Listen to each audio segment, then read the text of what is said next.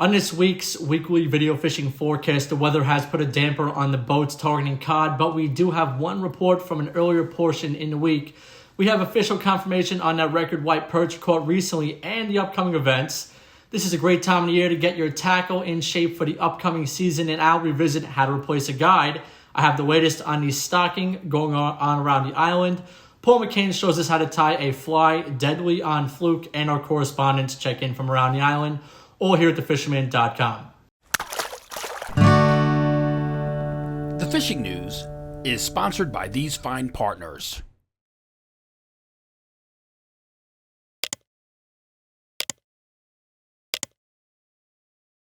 The Babylon Fisherman's Flea Market is now better than ever in its new location, the American Legion, 22 Grove Place, Babylon. Save the date, Sunday, March 19th, 8 a.m. to 3 p.m. Over 50 tables with new and used fishing gear. Store prizes every hour. Get your fishing questions answered by the Pro Roundtable. Get all the details at fishermanfleamarket.com. Today is Thursday, March 16th, 2023, and we start off with the update about the giant white perch caught on February 11th by Jeff Buddha and wading to Saltwater's Bait and Tackle in West Islip. Well, pretty much a month after the fish was caught, the New York Department of Environmental Conservation confirmed the fish at 3.06 pounds, and it is now officially the new marine record for white perch. Congratulations once again, Jeff, on that catch. Keep in mind, the month of March is another excellent one for targeting these fish as they become very active again. Many of the South Shore tidal creeks host a nice population of them, and it's easy as using light tackle with the trout rod, small soft plastic, or even a night crawler on a jig head, just like Jeff did to catch his record. For further insights on white perch, you can revisit my February article, 4 Tips for South Shore Tidal White Perch, by clicking on the link in the description below. On the cod front, the wind did put a bit of a damper on recent efforts, but Captain Joe from the King Cod in Santa Mauritius reported they were able to sail last Friday with a fair to good shot at fishing for them once again, with everybody picking away a mix of keeper and short cod. They will be fishing from 5 a.m. to 3 p.m. on the right days, and the fare will be $1.20 a head. Call 631-255-7003 to inquire about a trip with them. I did get another encouraging freshwater report from J&J Sports in Patchogue. The guys down that way let me know the fishing at some of the mid-island and eastern lakes have been excellent, with live shiners fished under a float. Artificial spinners and jerk baits are starting to see some play as well as the water warms up. One of the customers, Rick Early, had a 4.5-pound pickerel from one of the eastern lakes on a homemade spinner of his. And I know everybody is chomping at the bit for the trout stockings. And while they didn't quite stock yet, expect the trucks to start showing up in the near future. More to come with that in the next week's report. Also, for those following along with the sea bass situation for New York State, there's no update yet. The Marine Resource Advisory Council had a meeting last week where they have it pretty much narrowed down to option 1 or 2. Keep an eye on the fisherman.com or the video fishing forecast for updates.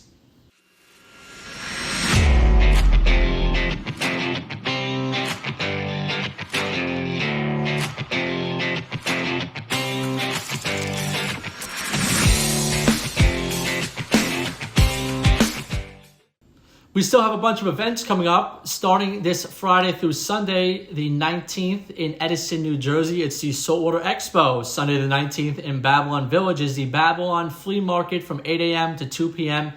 And on the 25th of March is the Long Island Fly Fishing Show, put on by River Bay Outfitters at the Radisson Hotel. We will have booths at both of those events. Also on the 25th is the Spring Family Freshwater Festival, that's a tongue twister, at Belmont Lake. And this weekend, Marine Mate in Lindenhurst starts their big sale. So if you need bottom paint or anything else for your boat, head on down to the big sale in Lindenhurst. Visit marinemate.com for all the details. To get all the details on all these events, visit thefisherman.com/events for all that information. Marine Mate of Lindenhurst is holding their annual spring sale March 18th through April 1st. Bottom paint from $69 per gallon. Save big on engine parts, outboard oil, cleaners, waxes, and more. Daily raffles and your chance to win big prizes. Visit marinemate.com for all the details. Now is a great time to work on your gear, and here is a video on how to replace or repair a guide on your rod. We got a couple questions in, and one of them happened to be how to wrap a guide on a fishing pole. This is something that you really have to know for rod repairs and rod building. I say it's one of the most important things, actually. Follow along with me, and I'll show you how I do it personally. All right, everybody, wrapping a guide. Let's get to it. First things first, you want to have a certain set of tools right in front of you, easy to access. We have scissors, masking tape. This is 1/4-inch masking tape, and a ruler. The guide itself, high visibility thread so you guys can see better. We have the blank, and we have our power wrapper. You can either use a power wrapper or you can use a hand wrapper. Mudhole has both of these in stock. Like I said, you can go either way. This one's more expensive, but the hand wrap will get the job done just as well. Okay, so first things first, what I'm going to do is I'm going to take the guide itself, and I'm going to take a piece of tape. A piece like this will do. Take the guide. Right in the middle of the foot, tape like that. I'll make sure your blank is nice and lined up where the reel seat is. Hold the guide down, and we're going to tape it right in place, just like that. Make it nice and tight so it doesn't wiggle around. Okay, so that's in place. Next thing you want to do is you want to figure out the size of what your wrap is going to be. That's where the ruler comes in handy. So we're going to make this wrap 1.25 inches from the bend of the foot all the way out. Okay, so now that you have an idea of where that thread is going to go to, we're going to move on to the next step. Grab another piece of tape like this. Grab your thread this time. Tape your thread. We're going to spin the blank a little. On the back side of the guide, tape that thread down just like that. Now we're going to spin the thread down the foot of the guide to where we think that 1.25 inch mark is. Pick your ruler up again. I think it's right about there. It looks just about right.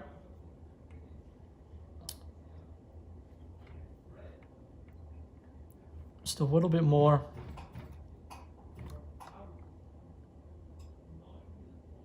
Okay, that's 1.25 inches.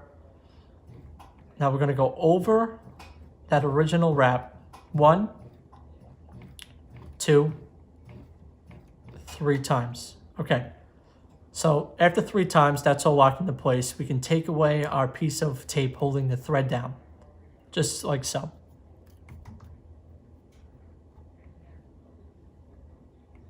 Okay, unwrap that.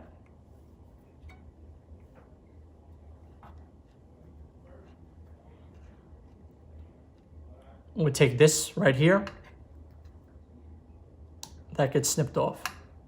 All right, so now we're all locked in. Now we can just go ahead and wrap. Give it a little speed. Make sure everything's nice and tight too.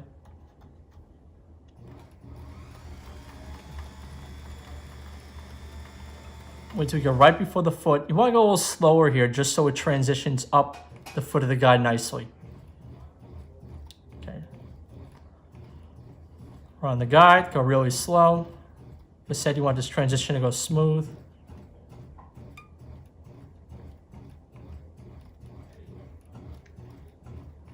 Okay, we're up the foot of the guide. At this point, we can take the tape away off the foot of the guide because the thread is holding that guide in place.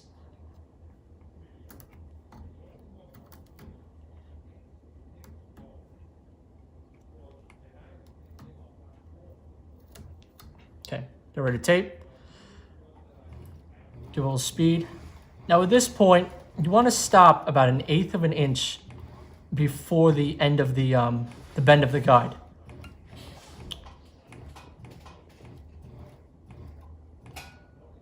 Okay, right about there. So I have another extra spool of thread here. It's black thread. Take a piece about that big. We're gonna cut that, double that in half, just as so. Take that, slip it underneath this thread right here on the back side of the guide. So now you have a loop right here. This is your finishing loop. And we're gonna wrap that extra 1/8 inch. Okay, so now it's time to finish it off. So what I'm gonna do here is take my index finger, pinch down the thread, and cut. My index finger is holding this whole wrap together now. So Takes a little bit of coordination here, but take that thread, pass it through that finishing loop. And we're going to take this thread right here, hold the wrap thread, hold that tight. Remove our index finger. Now this, our left hand is holding the whole wrap in place. Take our thread right here, our finishing thread, wrap it around our finger, pull it nice and tight until we get it even snugged up right with the wrap. Okay, so now you can let go of everything. It's all tight, all in place. Now what we do is take a little razor blade. Very closely, we'll just pop that away. So this last step, take your finishing thread, wrap it around your index finger, pull, and voila. Make sure your wraps are nice and tight. They sell little burnishing tools. We can get the wrap so nice and tight on mud hole as well. But that's the basics of it. Wrapping a guide, guys.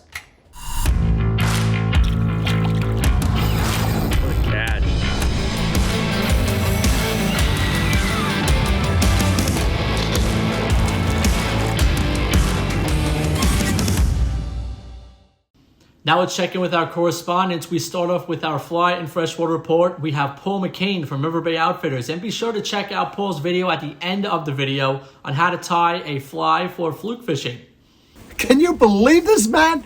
Here it is, May. It's March, and it's snowing. It's snowing. Oh, my canoes and kayaks are just itching to get out, and it's crazy.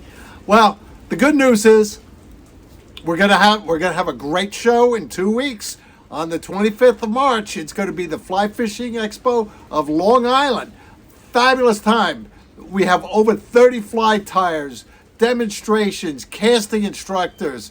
You want to get into fly fishing? This is the show to come to. Hey, if you like fishing, this is the show to come to. As far as the fishing goes, well, as we can tell today, I mean, you can get out, but it is cold and windy. And hopefully it's supposed to get up into the 50s this week. Hopefully I'll be able to get out and do a little fishing, or at least scouting. But right now, I think I'm going to go inside and tie flies. So until next week, tie lines, everybody. For more than 20 years, anglers everywhere have come to know one thing, that nothing says no to fish bites. Let's head over to Chris Landry, wherever he may be. Thanks, Matt. I'm reporting from Edgewater, Florida, where I came down to fish and take a tour of Doherty Manufacturing. They make Solus boats. I just bought a 30-foot center console from Solus. It's the brainchild of Stephen Doherty, who is the son of Bob Doherty, the manufacturer and designer of Boston Whaler. Stephen also designed and manufactured Everglades and Edgewater boats, all top-tier premier boats. Solus was launched in 2017. Their first boat came out in 2019, where they quickly won Boat of the Year. The year after, at the Miami Boat Show, they won the most innovative boat, and all their boats and designs are super innovative. From the hull designs that are very unique to things like magnetic cushions, where you don't use snaps, magnetic hulls where you can put your metal down and it'll stick, put your knife down, it's not going to fall over. They're very unique, very special boats, and I look forward to this season coming up. It's quite a step from my 17-foot Whaler. We did get to go out fishing down here on it. We didn't get to go out because there was 5-foot waves, 15-knot seas, but we stuck to the back bays where we got on trout and weak fish and jacks and a lot of sheep's head. I went with Sean Chowdy. We had a good time. I can't wait to get back to New York with this boat because the season is already starting. There's already people catching bass in Raritan. The season's going to happen early. It's going to come on strong, and I'll be there on the water with the new Rocksteady 2, so catch me out there. Tight lines, thank you, and back to you, Matt. Let's check in with David Rogers. Dave. Thank you, Matt. Hey, everyone. Looks like winter is still holding on, with cold temperatures remaining in the 30s this past week. As we wait for the water to reach the ideal temperature, the striper bite remains to be sporadic. I'm anticipating the spring run any day now, and will be watching the water closely this coming week for any signs of its start. As I've mentioned before, Bloodworms are a great way to ensure an early season striper bite, and I want to share with you all my go-to setup when using bloodworms from land. I prefer to use a 4,000 size reel with a heavy rod. The heavy rod allows me to cast heavier weights further distances, and the reel size ensures I have plenty of line left to fight the fish even after a long distance cast. The reel is spooled with 30-pound braided line attached to a 20-pound fluorocarbon leader. The leader has a weight attached to the bottom via a surgeon loop knot and a 3/0 hook attached 12 inches above the weight via a dropper loop knot. This setup ensures the bait is displayed just above the seafloor where the stripers like to search for food. I'll be using this rig in the next coming weeks, and hopefully I'll have some great results to show you all. And don't forget to stay up to date with Funky Fishing on YouTube, where you can see all my fishing adventures and you can see this bloodworm rig in action. Until next week, everyone, stay groovy. Back to you, Matt.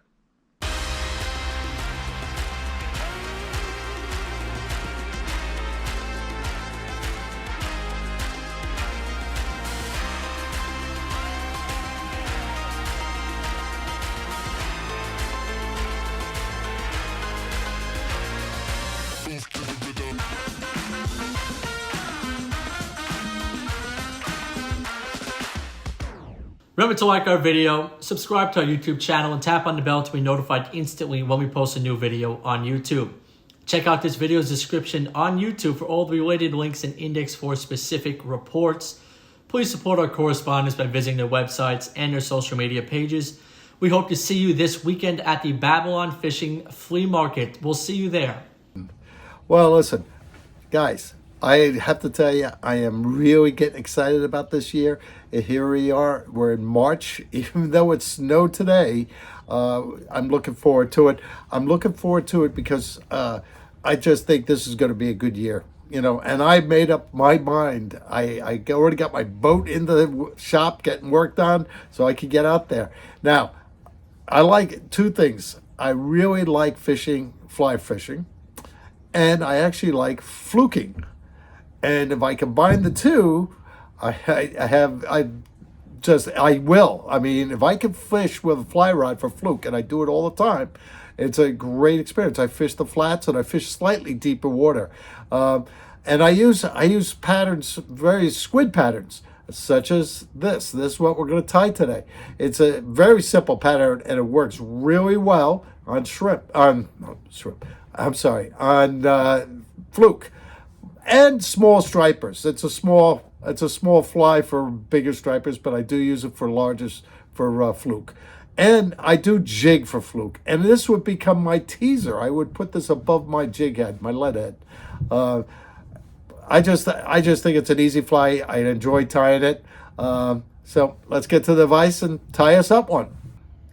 Well, it's a very simple fly. It does have a few ingredients that we're going to discuss. We're going to use some rubber legs. I got some saddle hackle. All right. I'm going to use one piece of marabou. And I'm going to use this tubing.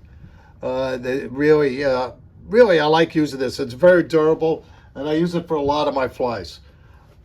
And I'm going to use white 210 denier thread.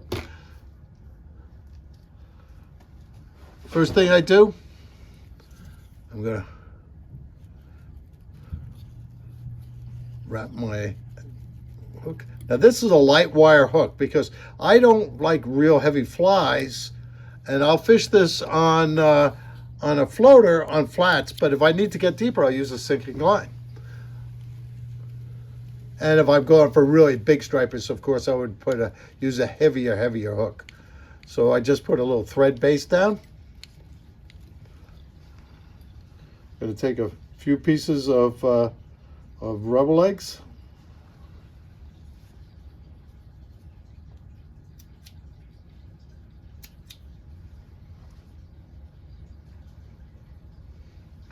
And I'm going to tie them like this.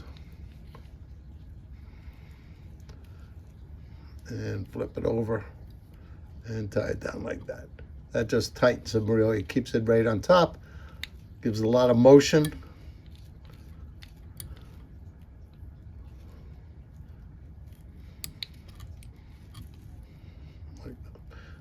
Now, I'm gonna take my saddle hackle.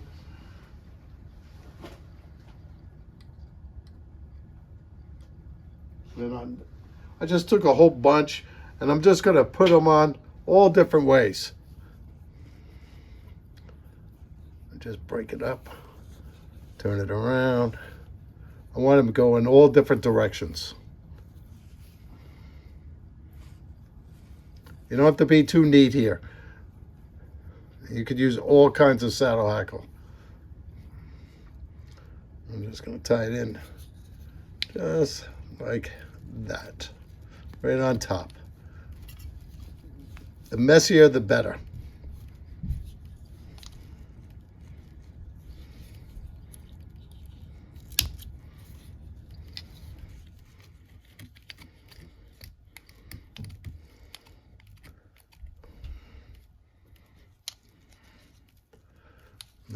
I'm going to take a piece of marabou and I'm going to grab it right by the tip like this and tie it in.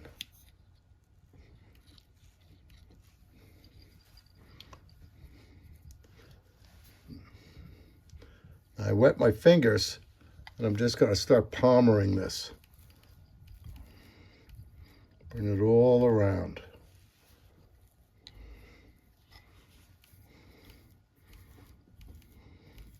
Keep stroking everything back.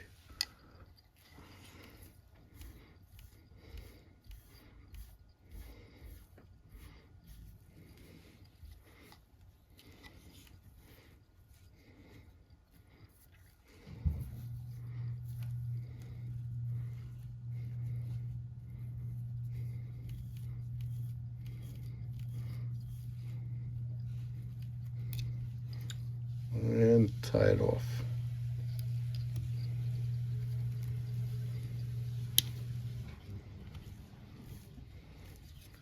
And cut it.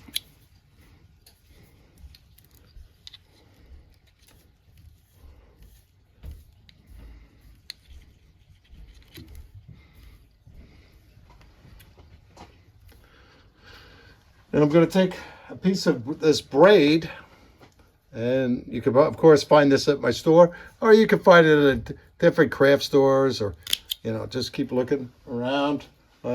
Party stores sometimes have it. But I'm going to take it, I'm going to tie it in right here like this. I took cut about 6 inches.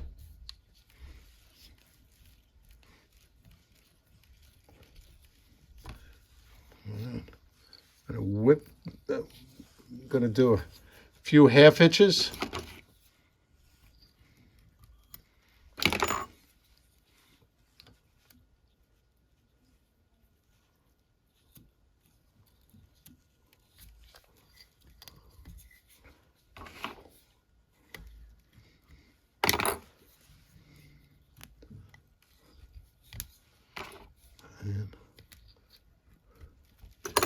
And cut it. Now I'm going to take my tubing, I'm going to push it right over top like that.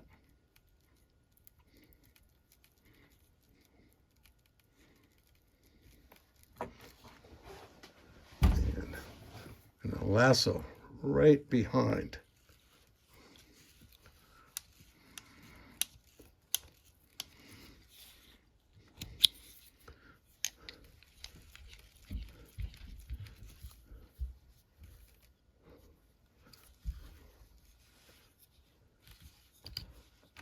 Do a couple half hitches.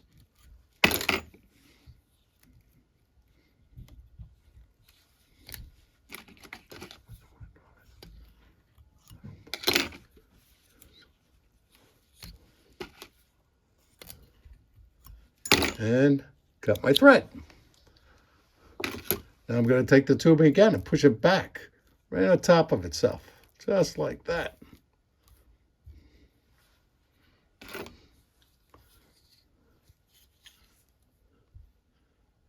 And tie it.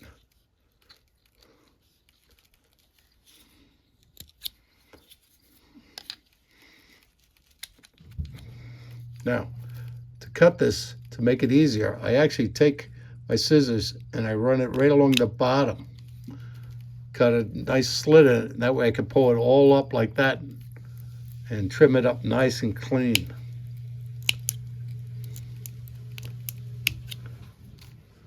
Nice and clean. And tie it down.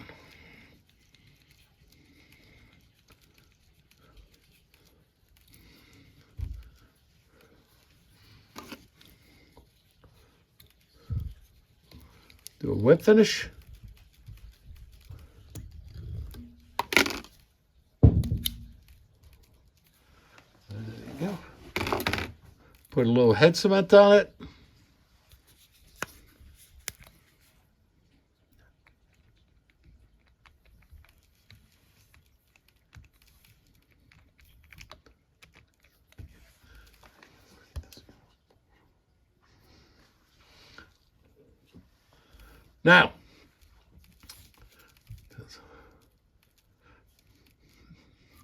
Now, I like eyes on my squid patterns, and the problem is with this material, it has a lot of movement in it. You can't just stick on eyes, and I don't like to use the UV on it because now I'm adding weight. So one of the things I do is I actually get this. You go and you get fabric, 3D fabric paint at any craft store.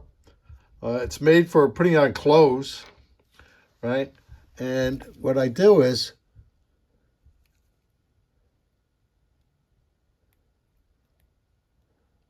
just squeeze a little bit out.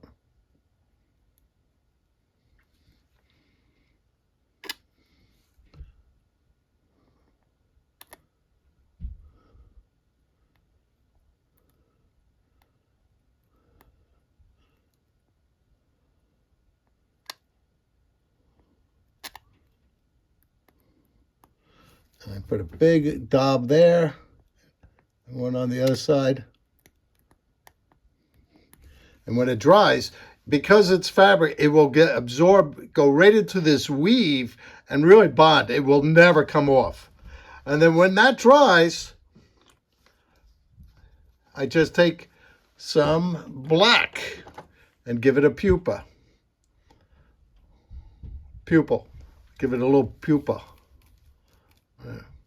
And that's it. This is a very simple fly. I like fishing them. Well, I like fishing flies. So this one really does well, especially, everything likes calamar. So tie some of these up. They're really easy to tie.